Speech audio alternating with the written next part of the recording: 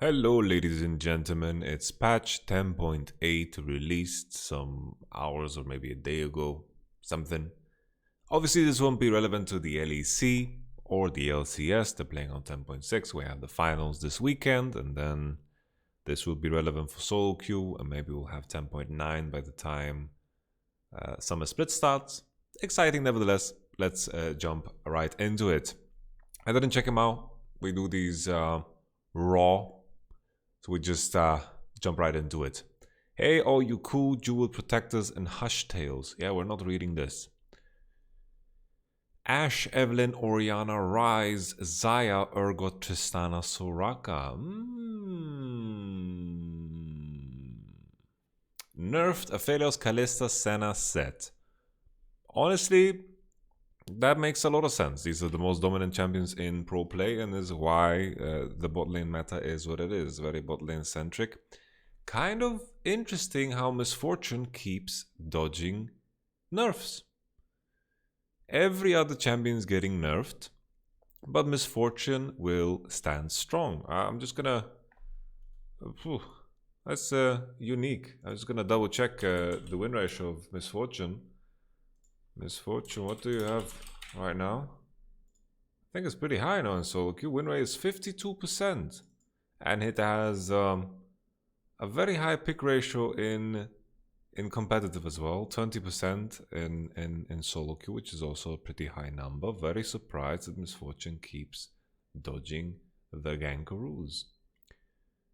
Even Misfortune, the ones that max W, are on a 56% win ratio with 840 games. I think W max is better. I've tried both. Nevertheless, interesting that Misfortune keeps dodging nerfs. I think it's definitely deserved. But there are some AD carries that are getting buffed here. None necessarily that are good against Misfortune. So it's not like she's getting indirectly nerfed. This is a Misfortune buff, because all the other AD carries that are on a similar tier as her are still going to be strong and relevant. And then there's, of course, Ezreal.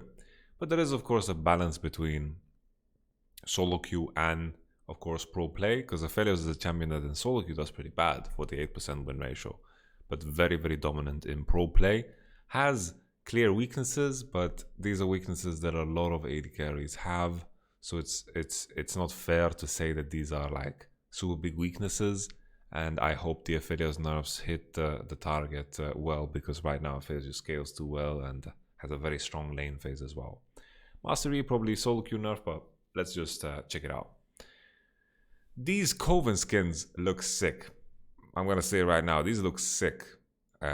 Way better than my hair right now, because I didn't have a haircut in a long time, but my point still stands. These skins look really insane. I really like the Coven skin line. This kind of reminds me of the IG skin line, and I'm a big fan of the IG skin line, so why not? You know, these look sick, man. These look really, really sick. Let's continue. Aphelios. Passive bonus armor penetration removed. Lethality added. Ooh. Okay. So this was pretty wild. Keep in mind it's bonus armor penetration, right? Bonus armor penetration, which is not the same as like a Last Whisper. But in a lot of cases, this prompted Aphelios players to not buy Last Whisper in cases where for other AD carries it would be valuable. So of course this is a buff for more tanky members. But at the same time, Aphelios getting lethality over bonus armor penetration makes him stronger against champions that don't have any armor items. So unless the enemy AD carry is buying, you know, let's say a GA or Ninja Tabai, then this lethality will be better. But of course the bonus armor penetration was better in a lot of cases against tanks. So keep in mind the difference between bonus armor penetration and normal armor penetration. So this is a nerf for Aphelios against tanks.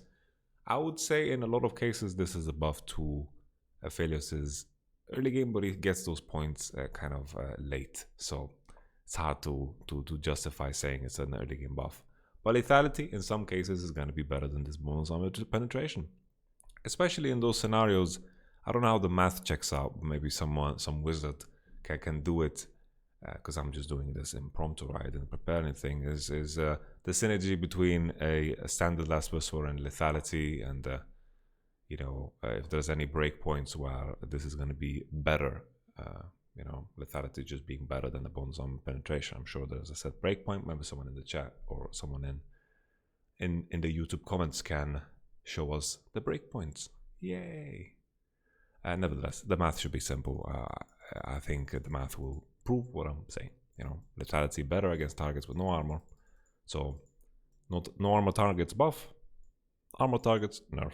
You know, so we're thinking the Maokais and the Sunfire Cape abusers. Q weapons of the faithful. Base damage and cooldown level scaling. Aphelios weapons act as base damage and cooldown scale over levels 1 to 9, levels 1 to 13. Okay.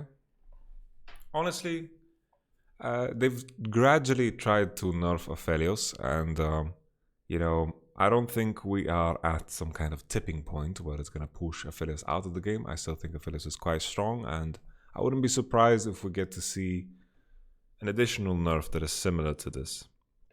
So basically everything is just on level 13 is exactly the same as it was.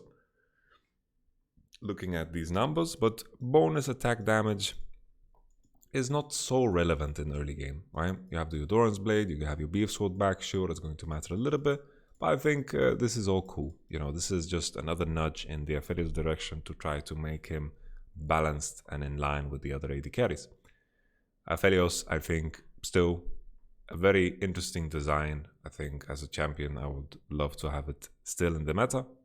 And I think the approach that Riot Games has to every patch now is quite neat, you know. In the past, what they would do with a champion like Aphelios is just gut him completely. The key thing to remember is, as the player base is getting better at the champion, you know, that also scales, right? So let's say Aphelios got buffed to how he was at release. Today, he would be crazy OP.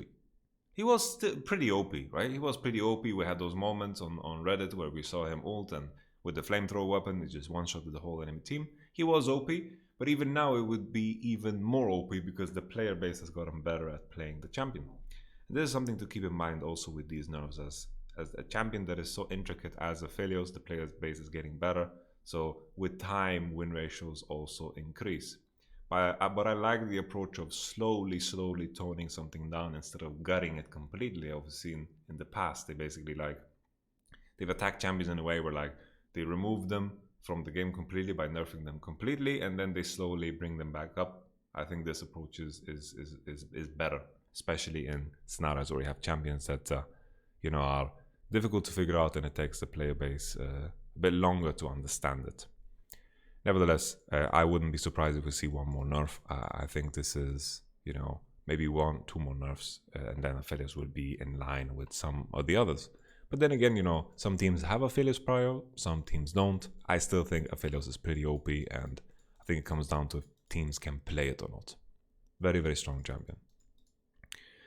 Ashe. Q bonus attack speed increased. Strike quickly, now even quicker. Ashe has been weaker than we'd like, so we're amping up her main DPS ability as frosting on the cake.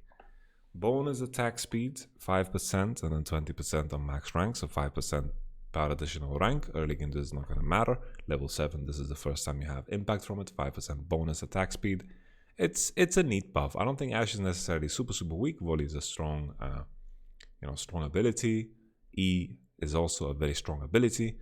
Ashe is a bit more awkward to play in solo queue because you can't, control the map and in same fashion as Ashe, but still, you know, spotting the enemy jungle can be very beneficial because the visual effect of seeing the enemy champion over just pinging has a bigger psychological effect on everyone's safety, especially if your top lane is like pushing like a maniac, you're pinging him, but then he sees the enemy jungler. That effect, you know, matters. So I wouldn't say right away that Ashe is not so strong in solo queue. We had the buff quite some time ago that she has her auto tag reset on Q, and there are some AD carries all over the world that are still playing Ashe. So I think Ashe is still in a fine state, and as a lot of these other AD carries are going to get nerfs, I think Ashe is going to become better and better. Even though this nerf isn't particularly big, but Aphelios getting nerfed matters for Ashe. And Senna getting nerfed matters for Ashe. Calista getting nerfed matters for Ashe. All of these nerfs to other AD carries is something that's beneficial for Ashe. I don't know what the Varus nerf will be, but I think Ashe is in an okay state. I wouldn't be surprised if we see more of her, and the players that are the Ashe players going to play more Ashe. And the reason I wanted to praise the Riot Balance team before is because we are in this place right now where comfort is really like a real thing. You know, right now, AD carry is being pushed in that direction where you can play kind of everything. With enough Aphelios nerfs and Senna nerfs, maybe we'll have a point in time where teams can pick and choose what they play. Very similar in the mid lane. The beautiful thing about Azir, which is surprising to many, is when Azir is meta, usually everything is meta because you can play kind of everything into it, and when everything is meta, that allows us to see a lot more champions in action. Because right now, if you ask someone what is the mid lane meta, the mid lane meta is all about comfort and making sure that you pick the right champion for the team. Fnatic are also doing the thing in top side where they're doing the same thing, picking the best for their team, and I think that means there's a place for almost every champion in the game, which is super cool in my eyes in terms of theory crafting and so forth. But I wouldn't be so quick to jump to the conclusion that all of a sudden now, because of Aphelios nerf and whatever nerfs we'll see to the other big AD carries, that everything's going to shift. No. That's just bear this in mind. Evelynn, we're upping some of Eve's damage to help her saunter. I've never heard saunter before. Saunter. Her way through early skirmishes and the jungle more reliably. Maximum damage. Maximum damage. I'm not sure if Evelynn has maximum damage onto creeps as well, but I'm assuming this is all the same. This is also for creeps. This is neat. This is okay. Evelynn is a dangerous champion to buff too much because in solo queue can be very oppressive, because anything that is invisible becomes disgusting to play against, and you need to be very careful with something like this when you buff it. So yeah, take it easy. Base armor reduced, E-slow decreased. 2 armor matters for bottom, of course, matters. This is okay. Rend, wow, this is pretty big. This is pretty big. So early levels, 25% slow, 15% down is a big chunk. 12% and then 3, and then it matches almost on max rank again. In a lot of cases, we see Q max of Calista because Q is such a powerful spell, and the rend is for the slow most of the time. You have a bigger burst with Q, and you can one shot a lot of creeps, and go through the creeps with Q and harass like this. And there are many reasons why a lot of people max Q first, but this matters. This matters. I don't think it changes the root strength of Calista, but it definitely matters in those closer all-ins and the trades where she can easily set up for the support to go all in. I don't think this changes Calista's position, because Calista's position in the game is level 1. She's super strong. Her ult is super powerful. This is just to tone down the amount of skirmishes and all-ins and harass she just gets in, right? And I think it is an appropriate nerf. It isn't super big, but it is big enough to matter and make a dent. Definitely. She will be less oppressive in the 1v1 top. She'll be less oppressive in the bottom as well. So I like the nerf. I think Calista was very OP. The key thing is that not a lot of players can play her, both in competitive and in solo queue. So it's something that you don't see as often. But when you run into a good one, they usually take over games, and she definitely deserves nerfs. Master Yi. Our bonus attack speed decreased. Solo queue nerf. Orianna. W movement speed modifier increased, later E shield ratio increased. We're giving our golem gal more oomph in her CC and utility so she can run more like clockwork. Well, this is nice. This is nice. And this is nice. But it's just nice. What is a nice buff? It's okay. You play Orianna, you are decently satisfied with this. This pushes the win ratio up maybe a 0.5% or 1%, and that's alright. You know, some players play Orianna, as I mentioned in before, but I don't think this is going to be like a defining thing for the meta. Rise. Base health, armored, and damage rounded up. Q movement speed increased. Cautiously giving Rise some power while cleaning up some uneven stats. Okay. So this is a case where cleaning up the stats was beneficial for Rise. Sometimes they clean up the stats and they do it in the other direction, but when they're looking for tiny buffs, this is what they do. Q overload, bonus movement speed, 8% on, you know, early ranks. Not a lot of cases where you are necessarily playing in a way in lane phase where you activate your rune. Not in a lot of cases. Happens, but you don't play for your rune that often. I'm just looking at the difference here because Q is the ability that you max first. The difference at max rank is 4%. It is decent in early ranks too, and it's going to help you out, you know. But it's not that big of a buff. This is similar to the buff we see to Orianna, you know. I think they're just looking at the mid laners that don't have that much play in competitive, occasional play, and they're trying to, you know, nudge them in that direction to put everything on kind of more even ground. You know, if you're playing Rise into Zoe, or Orianna into Zoe, or Orianna into Syndra, just that little bit of extra that makes the win maybe 2 more games out of 100 than usual. You know, something like that. Maybe one more game. You know, Senna. Passive miss Wraith spawn chance decreased. Thank you so very much, Fnatic. 3%. 3% down. Okay.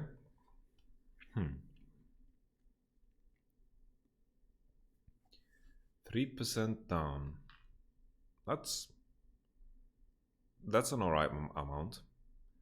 I can't do the math in my head right off the bat on how much that should impact you if you imagine that every 4th minion you had a soul.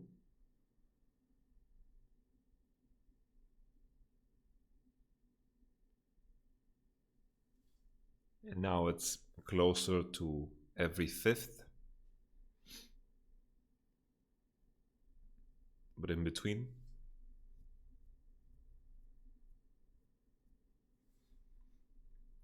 I think the cool thing about Senna is that she allows many champions to get gold in a way where they usually don't get gold. We've seen Thresh, we've seen Trundle, we've seen Tahm Kench, and I think people are starting to move away from Tahm Kench because honestly getting gold on these other champions just seems better. Zillion we saw as well. And I think that niche and that power is what makes Senna very unique, because she lanes as if she's an AD carry early on, and later, like, if you manage to put your support in position where he has a Soundfire cape 10 minutes into the game, 12 minutes into the game, it's such a powerful early game item, especially when the enemy AD carry tries to kill you. You're just unkillable when you have a Chain Vest and a Balmy Cinder or wherever whatever order you buy things in, right? So I don't think this is gonna push Senna out. Another, you know, nerf that is similar vein to the Aphelios nerf, or I think the Calista nerf seems the largest from what we've seen so far. Sett. We've been seeing players rely on Sett's W for its consistent early wave control, so we're giving his enemies a bit of breathing room before he can set them straight. It's weird that they're saying breathing room because they're decreasing the damage, not necessarily, you know, reducing the cooldown. So Sett has been nerfed a couple of times, but the key thing about Sett is another champion that people are beginning to learn how to play better and better. I can search the web for that. Just tap the search chip below. Whoa, okay. Sett is another case where players are beginning to play Sett better and better. They're realizing that Sett support is very strong. Sett jungle is something that Xerxes played, and Sett top lane is something that people are becoming better and better at. Sett was also a beneficiary of the Blade Rune King change, a really big one, because he punches twice, right? He punches twice. And punching twice makes you apply Blade Rune King twice. And that's something that's very positive for Sett. So this nerf, it matters, of course. We have 10 and then all the way to 30 damage at max rank, scaling up, or is it down in this case? Scaling up, meaning the nerf scales up. And I don't think this is gonna significantly impact the strength of Sett, but it's not of those, one of those scenarios where matchups that are more even, they're going to become closer, and this is just them trying to push Sett in the direction of making him weaker, but not deleting him off the map. I think this is not going to change anything drastically for Sett players. Maybe, you know, a percent nerf. This is the story of most of these patch notes that I've been going through this year. Just percentage nerfs. Okay, Soraka. Base mana increased, Q cost decreased. Star Guardians get a lot of mana. It's a thing. Loosening her restrictions on her aggressive output so she can have some more presence in lane. They are trying to revive top lane Soraka. You know, top lane Soraka, you know, in all of the... Like, no one ever played top lane Soraka with Spell Thief's Edge. I think I saw it a couple of times, but I think the version without it was just better, because you actually had decent wave clear, and this is something that they didn't change in terms of how much damage she does to creeps. In the last nerfs that we saw, she got her move speed reduced, and I think she's been buffed 2 times in a row. Soraka is something that can definitely show up top lane again in some niche scenarios where the ultimate maybe just counters the whole enemy composition. It could happen. I think even in the world where Soraka got nerfed the first time, I imagine that there would be an occasional team that did in fact pick Soraka, but the inherent weakness of Soraka is if Soraka is laning against something, she has no pressure at all. Very little pressure. Like, sure, she can have some people out early levels and so forth, but in a lot of cases, dive pressure is non-existent, and you know, if you look to pressure the Soraka, that's a very, very easy way to do it. And I just wanted to see a world where the LPL, some teams in the LPL picked Soraka, and I just want to see what an LPL would do to it, because I think Soraka is a champion that you can eat alive. Usually when you face globals, as in Soraka's case, is like you just attack the global. And if you attack Soraka, I think she's one of the easiest champions to dive and to push in, especially in the current climate of things, and with a lot of buff to bruisers. I think Soraka, even when she was at her most OP, I don't know if she was OP or it was just a problem of perception. But maybe we'll see Soraka into some blind pick Maokai's, maybe Soraka into some blind pick Ornn or something like that. Definitely possible. Soraka still definitely scales super well, but she is definitely a weakness in the early game up until 6, where she strengthens and bolsters your mid 2v2 and your bottom side. So we will have to see. You know, I still think Soraka has some kind of place in the game. Tristana. We're giving a Tristana bump up to help her core kit combo to continue raising her enemies throughout the game. So this is a buff that impacts, you know, it's more impactful depending on how many stacks you have. That's how I understand this. So this is very similar. It looks very similar to the Ashe buff. Bonus attack damage is not going to be so relevant early, especially in a lot of cases, because Tristana players are indeed buying Blade of the Ruined King, so the AD value that you're getting is less. But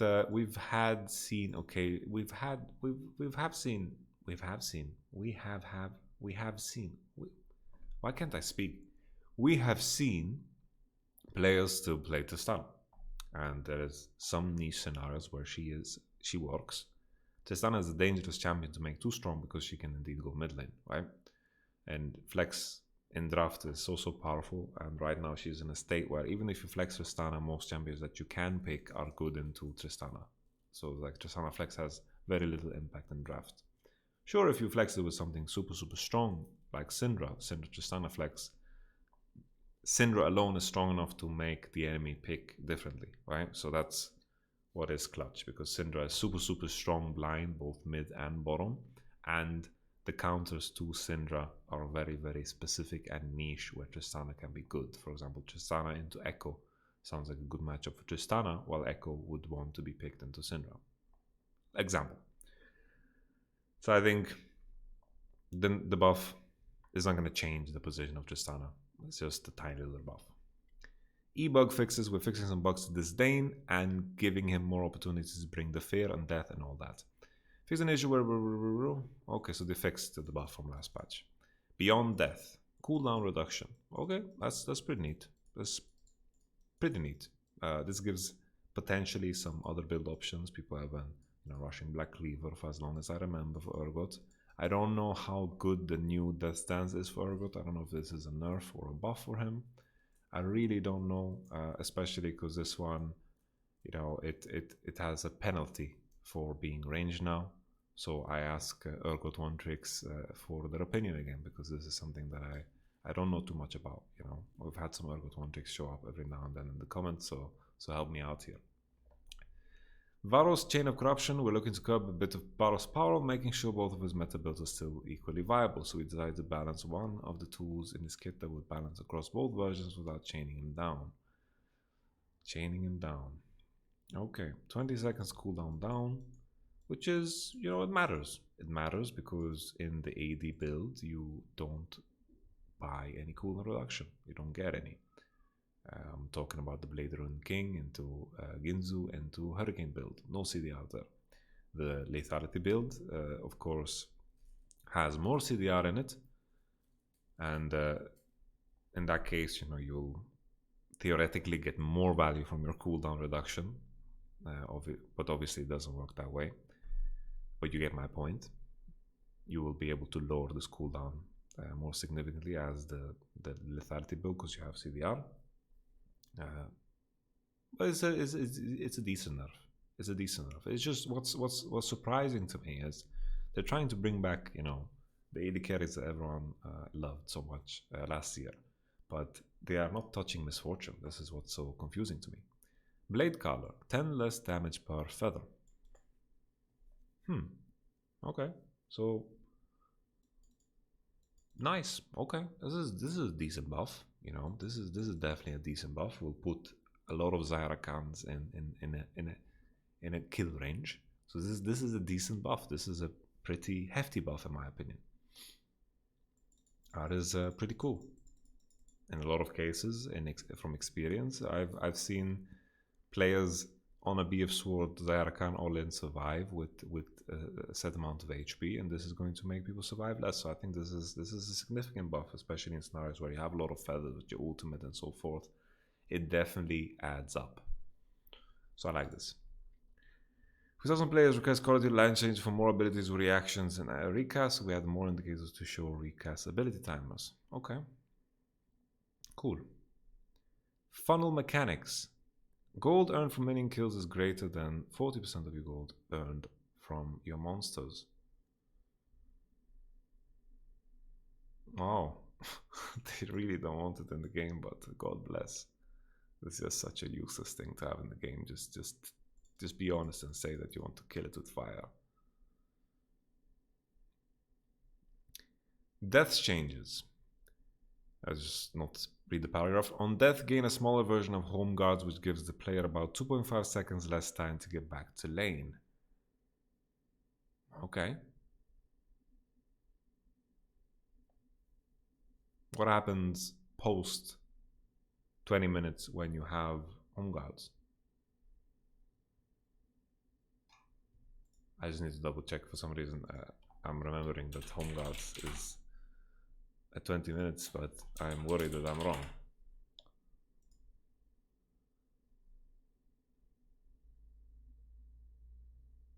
Okay.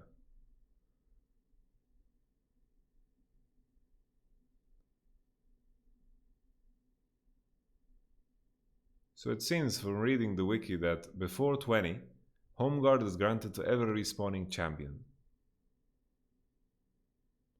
which is 66% move speed.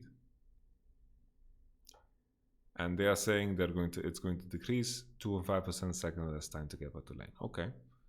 At levels 1 to 6, champion solo kills grant 20% more experience and assisted kills grant 20% less experience. Wow. Am I understanding correctly that the difference in experience is going to be 40%? So if a champion solo kill grants 20% additional, but they're saying more, and assisted kills grant 20% less experience. Is it a total of 40? Because if it's a total of 40, that's really dirty. Because I understand that bottom in competitive is in a strong position, primarily because of how strong the champions are, but I think this is the wrong approach. Because what's the point in making solo laners stronger? Like junglers might be stronger too. Because this, like if the difference is 40%, that's massive. That's super massive. Like it sucks already for AD carries because you run into enemy solo laner and he's 3 levels ahead of you. This just seems to me that if the enemy, especially in the context of solo queue, it will become so much easier to carry from solo lanes. And it's not like that is too difficult right now. It's not that difficult right now. I think in solo queue, playing bottom is definitely difficult. It's definitely difficult because you get impacted by the other lanes quite heavily. Of course, it depends on your support, because supports can impact the mid and the top lane and the jungle and so forth. Everyone can impact each other, I get it. But if the difference of experience here is 40%, it is super, super significant. Super, super significant. Especially from that perspective where a champion gets a solo kill. Let's just look let's not look at it from the comparisons point of view. Let's look at it from the point of view where you have just like in lane, if I get a solo kill and you know, I'm just gonna look up the experience real quick here. Experience. Killing a champion grants XP based off of the level.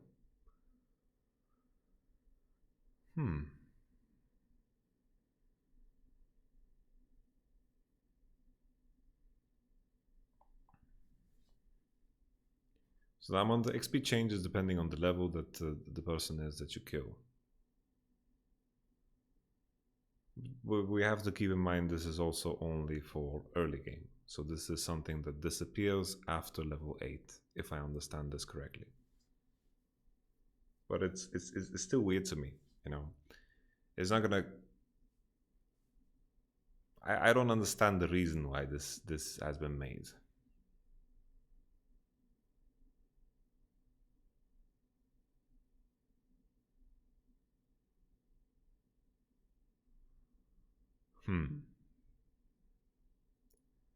Well, I guess if you have just mid-top difference will be more evident. That's all, right? If you kill with the jungler, you get less. So maybe that's cool, right? Like if you get ganked, like let's say you play top lane and you get ganked, then the enemy is not going to snowball as hard because you will be quicker to lane and he gets less XP. So that's cool. So honestly, I don't know how I feel about this. Like it's cool because in most cases when I play top or mid, and you know, of course that's strictly anecdotal, I feel like I'm getting ganked a lot. And to know that that's going to snowball less is definitely, you know, welcoming.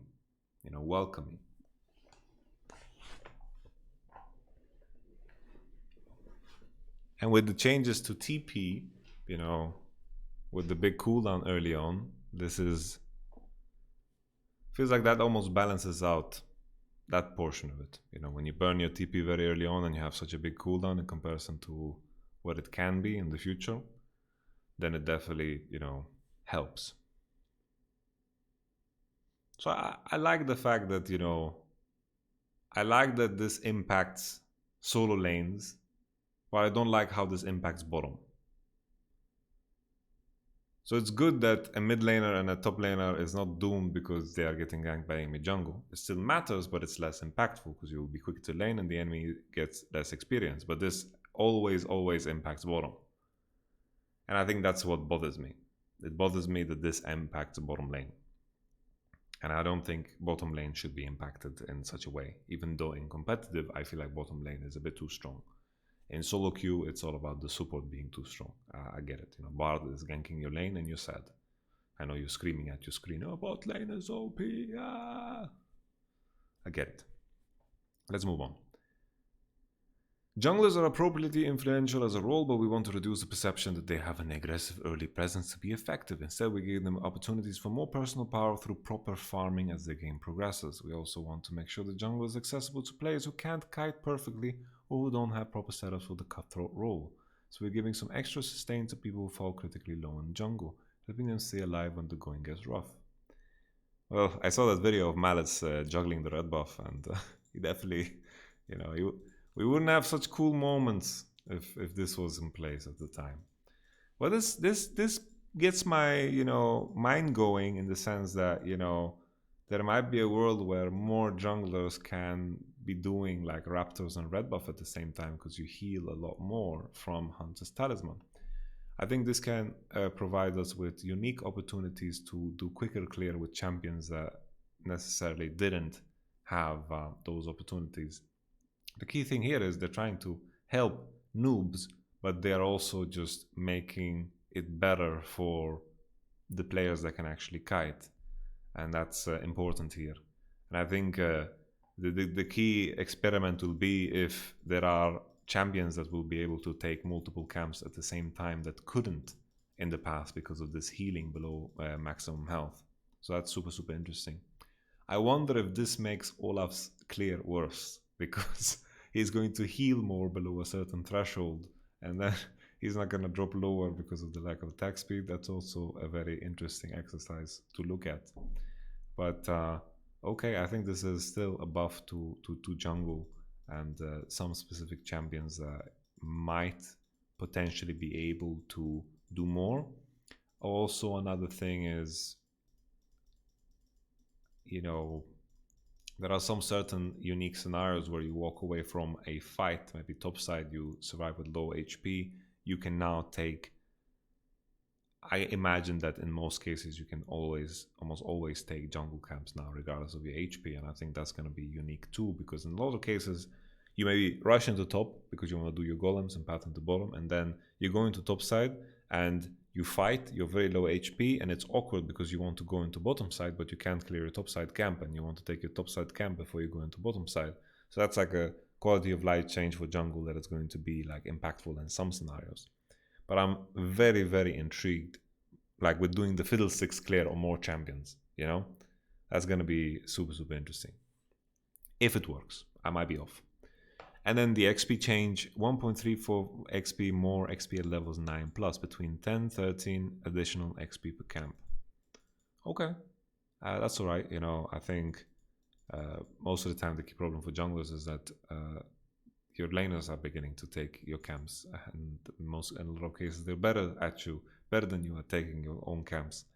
I guess this is to help and empower junglers that take jungles. I think this is going to matter more for solo queue, because junglers tend to be more greedy in solo queue. In competitive, still, I don't think this is going to change the mindset of how anyone perceives jungle camps, especially when I have an AD carry mid lane, top lane that definitely want to take Grom, want to take golems, because I think these are the camps for side laners, while maybe jungler can take Raptor and Wolves, and then the buffs are of course dedicated to the laners. And if we think from that perspective, let's say you clear your Wolves and Wraiths every minute, which is very optimistic. Every minute, let's say you clear them, then you get 20 additional XP. It's not that crazy. It's not going to be like game changing. But if you take all camps, maybe it matters. Like if you're a Karthus, it matters. Let's move on.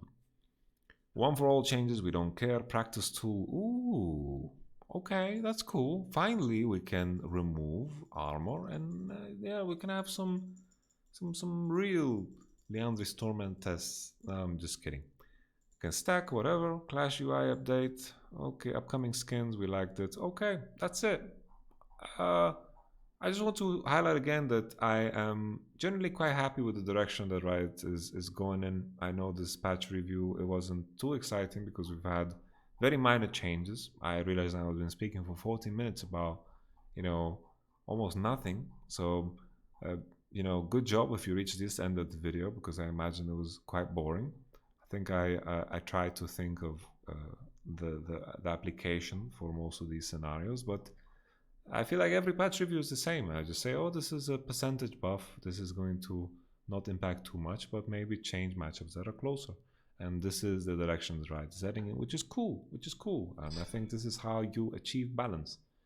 And I like that they commit to decisions where some champions are just designed to be used in pro play and some champions are not. So that's cool too, that they are trying to find that balance. People like to flame Riot Games for how they are balancing the game, but honestly, I think they've done a pretty goddamn good job. So props to them. And I hope they continue doing the same in Valorant, because I know in CSGO, weapons tend to be very OP for a long duration. And I think having constant patch cycles, it just shows that developer is in tune with the game. Something that I can mention too is I talked about Misfortune, but it boggles my mind that Wukong is not nerfed. Like, I don't know why Wukong is not nerfed. Let me see more. Let me think more of champions that just haven't gotten nerfed, which is surprising. I don't know if, like, I know Bard is something that is really, really strong as well. I think Bard probably deserves more nerfs. It's a tricky one because I want to see Bard in pro play, but probably Bard deserves more nerfs. Wukong definitely deserves nerfs. Maybe Maokai needs nerfs.